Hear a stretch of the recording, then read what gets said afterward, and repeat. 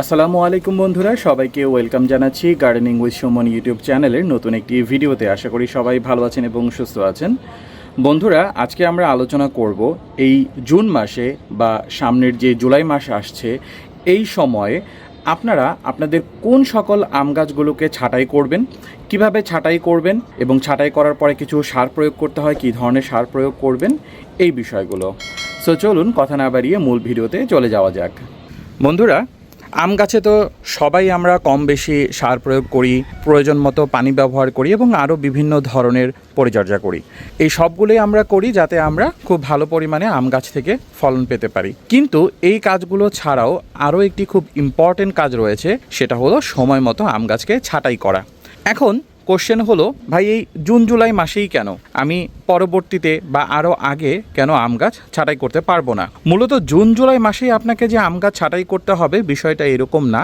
সাধারণ নিয়ম হলো, আপনার আম গাছকে আপনি তখনই ছাঁটাই করবেন যখন আপনার আম গাছ থেকে বর্তমানে যতগুলো আম রয়েছে সবগুলো আমই পেরে নেওয়া হয় তার পরে। এবং আরেকটা সাধারণ নিয়ম হলো, অবশ্যই আপনারা চেষ্টা করবেন সেপ্টেম্বর মাসের আগে বা সর্বোচ্চ হলে সেপ্টেম্বর মাসের মাঝামাঝি যে সময়টা রয়েছে এই সময়ের পরে আর আম গাছ ছাঁটাই না করা। মানে যা ছাঁটাই করার এই সময়ের আগেই করতে হবে, ডিপেন্ডস অন আপনার আম গাছের বর্তমান কন্ডিশন কেমন। উদাহরণস্বরূপ আমি যদি বলি, আমার এখানে যে আম গাছটি রয়েছে, দেখুন এই আম গাছে মোটামুটি আলহামদুলিল্লাহ এই বছর অনেক ভালো আম ধরেছিল, কিন্তু এই মুহূর্তে কিন্তু আম গাছে কোনো আম নেই। আবার পাশাপাশি যে রূপালী ভ্যারাইটির আম গাছগুলো রয়েছে এগুলোতে এখনও 4-5টা করে আম রয়ে গেছে, বাট ম্যাক্সিমাম আমি অলরেডি তুলে ফেলেছি। সো এইরকম যখন আপনার সিচুয়েশন হবে যে আম গাছের আম সব তোলা হয়ে গেছে অথবা ম্যাক্সিমাম আমই তোলা হয়ে গেছে, 2-4টা বাকি আছে, এই ধরনের আম গাছগুলোকে আমি এখন ছাঁটাই করে দিব। আপনার যদি এখন আমগুলো এরকম সব তোলা হয়ে যায় বা যখন সবগুলো তোলা হয়ে যাবে, নর্মালি মোস্ট অফ দ্য গাছেরই বাংলাদেশের ক্ষেত্রে অগাস্ট মাসের মধ্যেই সব আম তোলা হয়ে যায় এবং এর মধ্যে যখনই আপনার আম গাছের আমগুলো তোলা হয়ে যাবে তার 2 থেকে 4 দিন বা এক সপ্তাহের মধ্যেই চেষ্টা করবেন আম গাছের ডালগুলোকে ছাঁটাই করে দেওয়ার জন্য, যদি আপনি পরবর্তী বছরে খুব ভালো ফলন এই গাছ থেকে পেতে চান। কেন করতে চাই সেটা শর্টলি যদি একটু বলি, কারণ হলো আপনি যদি আম গাছ ছাঁটাই করেন আপনার নতুন কিছু গ্রোথ আসবে, মানে নতুন কিছু ডালপালা তৈরি হবে। যদিও আমি এই গাছটিকে এখনো ছাঁটাই করিনি, আমি এখন পর্যন্ত একটা গাছও ছাঁটাই করিনি, কিন্তু আপনারা হয়তো দেখতে পাবেন, এই যে দেখুন এই মাথা থেকে 3টা আলাদা আলাদা কুশি বের হচ্ছে এবং এগুলোই মূলত আম গাছের ডালে পরিণত হবে। এখন এই যে নতুন কুশিগুলো বের হচ্ছে, নতুন ডালপালাগুলো হবে, এগুলোর বয়স যদি মিনিমাম 4 থেকে 5 মাস না হয় বা ম্যাচিউর না হয় তাহলে কিন্তু পরবর্তী বছরে এই ডালগুলোতে আম আসবে না। এই কারণেই যেহেতু নর্মালি জাত ভেদে জানুয়ারির শেষে বা ফেব্রুয়ারির দিকে আম গাছে মুকুলগুলো চলে আসে, তাই 4 থেকে 5 মাস যাতে মিনিমাম আমরা সময় পাই, তাই গাছ থেকে ফলগুলো পাড়ার পরপরই আমাদেরকে আম গাছ ছাঁটাই করে দিতে হবে। আরও একটা রিজন হলো, আমরা যখন আম গাছ ছাঁটাই করব তখন এরকম একটা ডাল থেকে মিনিমাম 2-3টা করে নতুন ডাল বের হবে, আমাদের গাছের আকারটা বড় হবে, গাছটা ঝোপড়ালো হবে এবং আম গাছের ডালের সংখ্যা যত বাড়বে, পাতার সংখ্যা যত বাড়বে, আলটিমেটলি আপনার ফল ধারণ ক্ষমতাও তত বেড়ে যাবে। এবার চলুন একটু দেখে নিই শর্টলি যে আম গাছের ডালগুলোকে আমরা কিভাবে ছাঁটাই করব বা ছাঁটাই করতে আমাদের কী কী জিনিসের প্রয়োজন পড়বে। বন্ধুরা, আম গাছ বা যে কোনো গাছই হোক না কেন, ছাঁটাই করার জন্য আমাদের প্রধান যে জিনিসটি দরকার তা হলো ধারালো কোনো যন্ত্র। আপনারা ছুরি, কাঁচি, দা, বটি, ব্লেড বা এই ধরনের কাটার যে কোনো কিছুই ব্যবহার করতে পারেন, কিন্তু আপনাদের মেক শিওর করতে হবে এটি যাতে ধারালো হয়। কাটার সময় যাতে আমাদের যে ডালের যে কাটা অংশটুকু সেটি থেতলে না যায়, সুন্দর করে কাট হয়, এটা হলো প্রথম কাজ। তারপর দ্বিতীয় কাজ হলো এটাকে ডিসইনফেক্ট করা, মানে অনেক দিন হয়তো পড়ে থাকে, এর মধ্যে জং থাকে বা এর মধ্যে বিভিন্ন ধুলাবালি ময়লা থাকে, সেগুলোকে ভালো করে পরিষ্কার করা। সবচাইতে ভালো হয় যদি আপনি অ্যালকোহল প্যাড অথবা স্যাভলন দিয়ে এটাকে পরিষ্কার করে নিতে পারেন। তাও যদি না হয়, কমপক্ষে আপনারা চেষ্টা করবেন সাবান পানি দিয়ে এটাকে ভালো করে ধুয়ে নেওয়ার জন্য কাটার পূর্বে। এবার চলুন যন্ত্র রেডি হয়ে যাওয়ার পরে আমরা কিভাবে আমের ডালটা কাটবো সেটা একটু জেনে নিই। ডাল ছাঁটাই করার পূর্বে আমাদেরকে আসলে নির্বাচন করতে হবে কোন ডালটা কতটুকু পরিমাণে কাটবো। আপনাদেরকে যদি দেখাই, দেখুন এই যে এইখানের যেই অংশটি রয়েছে মূলত এখানেই আম ধরেছিল এবং এটার ঠিক নিচের যে ডালগুলো রয়েছে এটার কালার অনেকটা এরকম সবুজ রঙের। তারপরে আপনারা যদি আরেকটু নিচে যান তাহলে দেখবেন এরকম একটু বাদামি এবং সবুজ ভাবওয়ালা কিছু ডাল রয়েছে। মূলত আমাদেরকে এই জায়গাগুলোতেই কাটতে হয়। আবার দেখুন এই যে এখানের যে আমাদের ডালটা রয়েছে এখানেও কিন্তু এই যে হালকা একটু বাদামি ভাব হচ্ছে, পুরোপুরি কিন্তু ব্রাউন হয়ে যায়নি, মানে শক্ত হয়ে যায়নি, আবার সবুজ ভাবও রয়েছে। মূলত এই ধরনের ডালগুলোকেই আমাদের কাটতে হবে কোন পর্যন্ত, যেই পর্যন্ত আমাদের এই বাদামি ভাবটা রয়েছে, মানে সবুজ অংশ পুরাটাই কেটে আমাদের ফেলে দিতে হবে। তাহলে আমি একটু কেটে আপনাদেরকে দেখাই। এই যে আমার এখানে যে ডালটি রয়েছে, দেখুন এখানে কিন্তু আমার সুন্দর সুস্থ সবল পাতা রয়েছে। এখন কাটার সময় অনেকেই আসলে চিন্তা করেন যে এরকম সুন্দর সুস্থ সবল পাতাওয়ালা ডাল কি কাটা ঠিক হবে? অবশ্যই ঠিক হবে, কোনো সমস্যা নেই। এই যে অংশটিতে আম ধরেছিল একদম সবুজ, এবং তার নিচের অংশে এই যে হালকা ব্রাউন ভাব, মানে এইটা মূলত একটু ম্যাচিউর ডাল। এইখানে আমরা একটু অ্যাঙ্গেল করে, মানে একদম সোজাসুজিভাবে কাটবো না, একটু অ্যাঙ্গেল করে এভাবে কেটে নিব। এই যে একদম সুন্দর একটা কাট হয়ে গেল। এই অংশটা আমরা ফেলে দিব। এই যে দেখুন আমি যেখানে আসলে কেটেছি এই জায়গাটা কিন্তু একদম ক্লিন কাট হয়েছে। এই জন্যই আমাদের মূলত একটি ধারালো যন্ত্রের প্রয়োজন। এই যে এই ডালটা একটু হালকা ব্রাউন ভাব হয়েছে, দেখি বোঝা যাচ্ছে একটু গাঢ়, এবং সবুজ অংশ এখনও রয়েছে। এটাকেও সেমভাবে আমি এভাবে অ্যাঙ্গেল করে কেটে দিব। অ্যাঙ্গেল করে অবশ্যই কাটবেন, এটা খুবই ইম্পর্টেন্ট, যাতে করে খুব সহজে এই জায়গাটাতে ফাঙ্গাস বা ছত্রাকের আক্রমণটা না হয়। এভাবে করে আপনাদের যতগুলো ডাল রয়েছে, যদি 2-4টা আম থাকে ওইগুলো থাকুক, বাকি যতগুলো ডাল রয়েছে সবগুলোকে আপনারা কেটে নেবেন। এর পরবর্তীতে এভাবে ডাল কাটার পরে আপনাদেরকে অবশ্যই একটা ছত্রাক বা ফাঙ্গাসনাশক ব্যবহার করতে হবে। মূলত 2 ধরনের ছত্রাক বা ফাঙ্গাসনাশক ব্যবহার করতে হয় আম গাছ ছাঁটাই করার পরে, দুইটি আমি বলে দিচ্ছি। বন্ধুরা, আম গাছ ছাঁটাই করার পরে একদম এক্স্যাক্টলি ওই দিনেই সাথেই আপনাদেরকে কপার অক্সিক্লোরাইডের একটি পেস্ট ওই কাটা অংশের মধ্যে লেপে দিতে হবে। কিভাবে লেপে দিব, পেস্টটা কিভাবে তৈরি করব সেটা আমি দেখিয়ে দিচ্ছি। এটা হলো প্রথম কাজ। তার 2 থেকে 3 দিন পরে কার্বেন্ডাজিম বা ম্যানকোজেব গ্রুপের ছত্রাকনাশক 2 গ্রাম পরিমাণ 1 লিটার পানির সাথে মিশিয়ে সেটি আপনারা পুরো গাছের মধ্যে স্প্রে করে দিবেন। স্প্রে করার জন্য তো নিয়ম বলে দিলাম, এবং পেস্টটা কিভাবে তৈরি করবেন সেটা আমি এখন দেখিয়ে দিচ্ছি। বন্ধুরা, আমি যেহেতু বললাম যে আসলে কপার অক্সিক্লোরাইডের পেস্ট ব্যবহার করতে হবে, তাই পেস্ট যেমন ঘন হয় এরকম অল্প পরিমাণ পানি নিয়ে, এখানে আমি মোটামুটি 15 গ্রাম পরিমাণ ছত্রাকনাশক নিয়েছিলাম, তার মধ্যে অল্প কিছু পানি দিয়ে আমি এরকম ঘন একটা পেস্টের মতন জিনিস তৈরি করে নিয়েছি। এটা খুব ভালোভাবে মিশিয়ে নিচ্ছি, যাতে করে সব উপাদানগুলো পানির সাথে ভালোভাবে মিশে একটা পেস্টের মতন তৈরি হয়। এটাকে ব্যবহার করার নিয়ম হলো, আমাদের যে কাটা মুখটা রয়েছে সেখানে জাস্ট সিম্পলি এরকম ঘন করে এটাকে লাগিয়ে দেওয়া। এটার কারণ হলো, যখন আমরা এরকম গাছের ডালগুলো কাটি, এই কাটা অংশগুলোতে ছত্রাকের আক্রমণ হওয়ার সম্ভাবনা অনেক বেশি পরিমাণে বেড়ে যায়। এই কপার অক্সিক্লোরাইডটা ওই মুখের মধ্যে দিলে এই ডালের এই কাটা অংশতে আর নতুন করে ছত্রাকের কোনো আক্রমণ হবে না, এবং আপনার গাছটাও সুস্থ থাকবে। এবার আপনাদের মনে একটা কোশ্চেন আসতে পারে যে ভাই, এখন তো বর্ষাকাল, এভাবে পেস্ট করে লাগানোর পরে বা 2 দিন পরে আমি যখন ছত্রাকনাশক গাছে স্প্রে করব, তারপরে যদি বৃষ্টি হয় তাহলে কি আমাদেরকে আবারও স্প্রে করতে হবে? যদি এরকম ছত্রাকনাশক অ্যাপ্লাই করার পরে, মানে এরকম পেস্ট করে লাগানোর পরে অথবা পুরো গাছে স্প্রে করার পরে 1 দিন পার হয়, মানে 1 দিন যদি এই জিনিসগুলো থাকে গাছে, বৃষ্টির কারণে ধুয়ে না যায়, তাহলে পরবর্তীতে আর দ্বিতীয়বার ব্যবহার করার প্রয়োজন নেই। কিন্তু ধরুন আপনি বিকালে এরকম পেস্ট লাগিয়েছেন, কিন্তু রাতের বেলায় প্রচণ্ড পরিমাণে বৃষ্টি হয়ে সব ধুয়ে গেছে, তাহলে অবশ্যই পরের দিন আপনারা আবারও এরকম পেস্ট বানিয়ে লাগিয়ে দিবেন। মানে 24 ঘন্টা আসলে মূলত কাটা জায়গাটাতে থাকতে হবে। এখন এরকম কয়বার করবেন? 2 থেকে 3 বার করলে, যদিও বৃষ্টিতে ধুয়ে যাচ্ছে, কিন্তু 2 থেকে 3 বার যদি এরকম করেন বৃষ্টিতে ধুয়ে যাওয়ার পরেও, আর পরবর্তীতে কোনো ক্ষতির সম্ভাবনা থাকে না। আর কখন এই প্রলেপটা লাগাবেন? আপনি যখন গাছ কাটবেন তখনই তো কপার অক্সিক্লোরাইডটা লাগাবেন। আর স্প্রের যে বিষয়টা, সেটা আপনারা দিনের যে কোনো সময়ই দিতে পারেন। ছত্রাকনাশকের ক্ষেত্রে সাধারণত এটা কোনো ক্ষতির কারণ হয় না। বিশেষ করে সকালে যদি দেন, সারাদিনে যদি রোদ উঠে, তাহলে এই ছত্রাকনাশকের কার্যকারিতা আরও বহুগুণে বেড়ে যায়।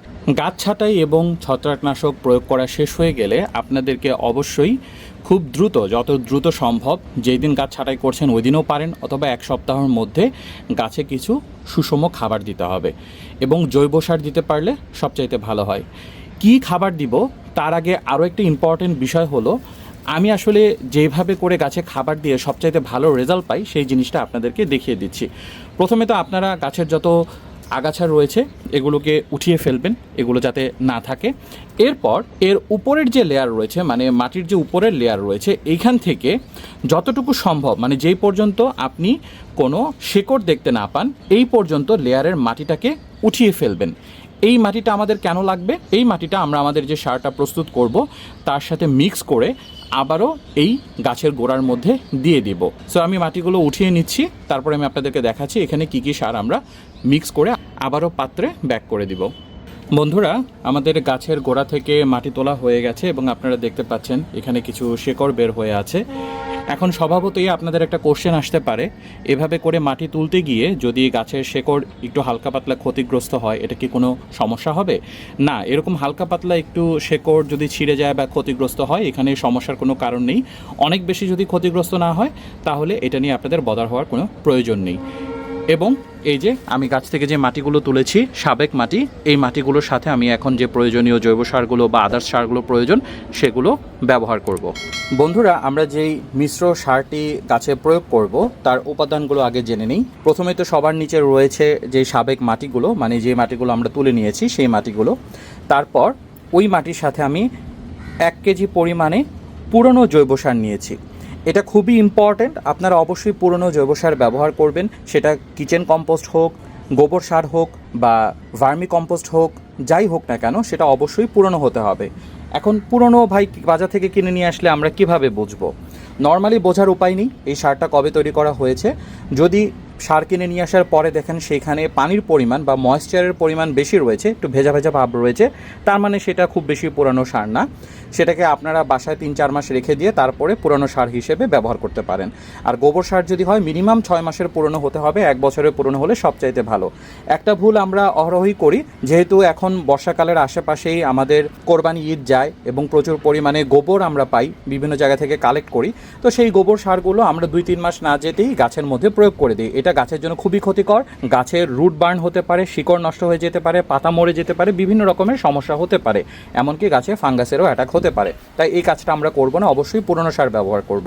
তার সাথে আমি এখানে 100 গ্রাম পরিমাণে সরিষার খোল নিয়েছি, 100 গ্রাম পরিমাণে হাড়ের গুঁড়া নিয়েছি এবং 50 গ্রাম পরিমাণে ডিমের খোসা নিয়েছি, যেটা আমাদেরকে ক্যালসিয়ামের যোগান দিবে। 20 থেকে 30 গ্রামের মতন ম্যাগনেসিয়াম সালফেট নিয়েছি এবং সাদা পটাশ বা এসওপি ফার্টিলাইজার যেটা বলে সেটা আমি 20 থেকে 30 গ্রামের মতন নিয়েছি। এখন এই পুরো সারগুলোকে খুব ভালোভাবে মিশাতে হবে পুরনো মাটির সাথে, যাতে করে সব উপাদানগুলো এই মাটির সাথে খুব ভালোভাবে মিশে যায়। এখন কোশ্চেন হলো আমরা কোন গাছে কতটুকু দিব। এভাবে একটা সার তৈরি করার পরে এই সারটাকে আমরা, যদি কথার কথা আপনার গাছটি এমন হয় যে গাছের বয়স 3 থেকে 4 বছর এবং আপনি যেই পাত্রের মধ্যে গাছগুলোকে লাগিয়েছেন সেখানে যে মাটিগুলো রয়েছে তার অন এভারেজ ওয়েট হলো 60 থেকে 70 কেজি, সেই ক্ষেত্রে এইরকম মিশ্র সার তৈরি করার পরে তার অর্ধেক অংশ আপনারা গাছে দিয়ে দিবেন। 2 থেকে 3 মাস পরে আবারও সেমভাবে তৈরি করে গাছের গোড়ায় আপনারা দিয়ে দিবেন। তখন চাইলে আপনারা মাটি নতুন করে উঠাতেও পারেন, না উঠালেও কোনো সমস্যা নেই। মাটির উপরে দেওয়ার পরে সেটা খুব ভালোভাবে মিশিয়ে দিতে হবে। তো আপনারা অন এভারেজে এখন হিসাব করে বুঝবেন যে আপনার পাত্রের সাইজ কত, গাছের বয়স কেমন, তার উপরে বেস করে যদি এমন হয় গাছের বয়স 1 থেকে 2 বছর, পাত্রের সাইজ আরও ছোট, যেখানে 30-40 কেজির মতো হয়তো মাটি আছে, তাহলে এরকম সারের একটা মিশ্রণ তৈরি করার পরে তার 4 ভাগের 1 ভাগ আপনারা গাছে দিয়ে দিবেন। চেষ্টা করবেন কোনো রাসায়নিক সার ব্যবহার না করার জন্য, যেমন ডিএপি, ইউরিয়া বা আদার্স কোনো সার। পটাশ আমি ব্যবহার এই কারণেই করেছি কারণ পটাশের সোর্স নর্মালি অর্গানিক ওয়েতে খুব কম পাওয়া যায়, বিশেষ করে যেমন কলার খোসা, পেঁয়াজ ভেজানো পানি, এরকম কিছু আইটেম ছাড়া আসলে এই পটাশ সারটা খুব ভালো পাওয়া যায় না। এই জন্য অল্প পরিমাণে আমি দিয়ে দিয়েছি, এটা খুব বেশি দরকার নেই কারণ এখন গাছ মূলত গ্রোয়িং স্টেজে থাকবে, নতুন গ্রোথ আসবে, নতুন পাতা আসবে, গাছের নাইট্রোজেনের পরিমাণ এখন বেশি দরকার, আমাদের পটাশিয়ামের পরিমাণ খুব একটা দরকার নেই। আর একান্তই যদি আপনাদের জৈব সারের অভাব থাকে, আপনারা যদি জৈব সার ব্যবহার না করতে পারেন, সেই ক্ষেত্রে 100 গ্রাম পরিমাণে এরকম একটা গাছে আপনারা ডিএপি ফার্টিলাইজারটা দিয়ে দিতে পারেন। আর সাদা পটাশ যদি না থাকে, লাল পটাশ থাকে, সেটা 10 গ্রাম পরিমাণে এরকম গাছে দিয়ে দিতে পারেন। এর বাইরে এই মুহূর্তে আম গাছে ছাঁটাই করার পরে আর তেমন কোনো ফার্টিলাইজার দেওয়ার প্রয়োজন নেই। আমাদের জৈব মিশ্র সারটা তৈরি করা হয়ে গেছে। এখন সার প্রয়োগের ক্ষেত্রে আপনাদের কমন কিছু কোশ্চেন থাকে। একটা হলো এরকম, অনেকেই সাজেস্ট করে যে এরকম জৈব সার তৈরি করার পরে সেটাকে 2 থেকে 3 দিন বা আরও বেশি সময় রেখে দিয়ে তারপরে গাছে অ্যাপ্লাই করার জন্য, এটা কি জরুরি কিনা। আপনি যদি এরকম মাটির সাথে মিক্স করেন জৈব সারগুলো তাহলে রেখে দেওয়া জরুরি না। যদি রেখে দিতে পারেন অবভিয়াসলি এটা ভালো, কিন্তু জরুরি না। আপনারা চাইলে যেই দিন সারটা প্রস্তুত করছেন ওই দিনই গাছে দিয়ে দিতে পারেন। আর যদি আপনার মাটির সাথে মিক্স না করেন, শুধু এই জৈব আইটেমগুলো আপনি ব্যবহার করেন, সেই ক্ষেত্রে পুরনো জৈব সারের ক্ষেত্রে প্লাস আদার্স যে ম্যাটেরিয়ালসগুলো দিয়েছি সেগুলোর ক্ষেত্রেও খুব একটা জরুরি না। তবে 2-1 দিন রেখে দিলে সবচাইতে ভালো রেজাল্ট পাওয়া যায়, কারণ এখানে তো সামান্য পরিমাণে আমি রাসায়নিক সার ব্যবহার করেছি, যেমন এসওপি, ম্যাগনেসিয়াম সালফেট বা ইপসাম সল্ট। ওগুলো তো রাসায়নিক আইটেম, ওগুলো মাটির সাথে বিক্রিয়া করে ক্ষতিকারক গ্যাস বা আদার্স জিনিস যদি থাকে সেগুলো ধ্বংস হয়ে যায়। এই কারণেই আমাদের আসলে রেখে দিতে পারলে সবচাইতে ভালো হয়, তবে সেটাও খুব বেশি জরুরি না। দ্বিতীয় কথা হলো, আবার কেউ কোশ্চেন করতে পারেন, ভাই আপনি তো যে পরিমাণ মাটি উঠিয়েছেন, একটা গাছ থেকেই উঠিয়েছেন, তার সাথে সারগুলো মিক্স করলেন, এখন এটার অর্ধেক পরিমাণ যদি আপনি ওই গাছে দেন তাহলে তো আপনার মাটি কমে গেল। অবশ্যই মাটি কমে যাচ্ছে, কিন্তু এতে করে কোনো সমস্যা নেই, এটা আমি ইচ্ছা করেই করছি। কারণ পরবর্তীতে 2-1 মাস পরে যাতে আমি আরও কিছু এরকম জৈব সার, মিশ্র জাতীয় জৈব সার তৈরি করে গাছের গোড়ায় দিতে পারি, পাত্রে যাতে আনা পরিমাণ জায়গা থাকে, এই কারণে আমি ইচ্ছা করি হাফ পরিমাণে দিচ্ছি, বাকিগুলো আমি 2-1 মাস পরে দেব। এতে করে আমার যেই মাটিগুলো আমি তুলেছিলাম সেগুলো আবার আগের পর্যায়ে ফিরে আসবে। যদি ওয়েদারটা বেশি গরম থাকে, এবং চেষ্টা করবেন এই সারটা একটু বিকালবেলা দেওয়ার জন্য, যেহেতু এখানে কিছু জৈব সার রয়েছে, দেওয়ার পরে কিছু পরিমাণে পানি দিয়ে দিবেন। অতিরিক্ত রোদের মধ্যে সারগুলো দেওয়া ঠিক হবে না, বা এইভাবে মাটি তোলাটাও ঠিক হবে না। আর আপনার কাছে যদি মনে হয় মাটির মধ্যে একটু ফাঙ্গাস রয়েছে, একটু ভেজা ভেজা ভাব রয়েছে, সেই ক্ষেত্রে রোদে হাফ বেলা শুকিয়ে তারপরে সেই মাটিগুলোকে ব্যবহার করলে ক্ষতিকারক ফাঙ্গাসগুলো রোদের কারণে মারা যাবে। অথবা চাইলে আপনারা সামান্য পরিমাণে, যেমন 5 গ্রাম পরিমাণে কার্বেন্ডাজিম গ্রুপের ছত্রাকনাশক এই মাটির সাথে মিশিয়েও আপনারা গাছের গোড়ায় দিয়ে দিতে পারেন, এতেও কোনো সমস্যা নেই। বন্ধুরা, আম গাছ ছাঁটাই করার পরের পরিচর্যা, ছত্রাকনাশক প্রয়োগ সব কিছু নিয়ে আজকের এগুলোই আলোচনার মতো ছিল। আশা করি ভিডিওটি আপনাদের উপকারে আসবে। যদিও আমি একটু এক্সপ্লেন করার চেষ্টা করি আমার ভিডিওগুলোতে, তাই একটু বড় হয়ে যায়, কারণ যাতে আপনারা কারণগুলো, কী কাজ করছেন, কেন করছেন, তার উপকারিতা কি, এগুলো ভালো করে বুঝতে পারেন। ভিডিও বড় হয়ে যাওয়ার কারণে বা এক্সপ্লেন করার কারণে অনেকেই আমার ভিডিওর কমেন্টে এসে গালাগালি করেন, যদিও আমি ওগুলো খুব গায়ে মাখাই না, কিন্তু মাঝে মধ্যে একটু খারাপ লাগে। বাট যারা আসলে উপকৃত হন, একজনও যদি আমার ভিডিও দেখে উপকৃত হন, এটাই আমার সাকসেস। আমি যদি এমন কোনো আইটেম আজকে কভার না করে থাকি যেটা আপনাদের মনে কোশ্চেন রয়েছে, আপনারা অবশ্যই কমেন্ট সেকশনে জানাতে পারেন, আমি চেষ্টা করি কমেন্টের অ্যান্সার দেওয়ার জন্য। আর যদি অনেক বেশি পরিমাণে কমেন্ট হয়ে যায়, সেই ক্ষেত্রে আমি নতুন একটি ভিডিওর মাধ্যমে অ্যান্সার দেওয়ার চেষ্টা করব। সবাইকে আমার পরবর্তী ভিডিও দেখার আমন্ত্রণ জানিয়ে আজকের ভিডিও এখানেই শেষ করছি। সবাই ভালো থাকবেন, আল্লাহ হাফেজ এবং আসসালামু আলাইকুম।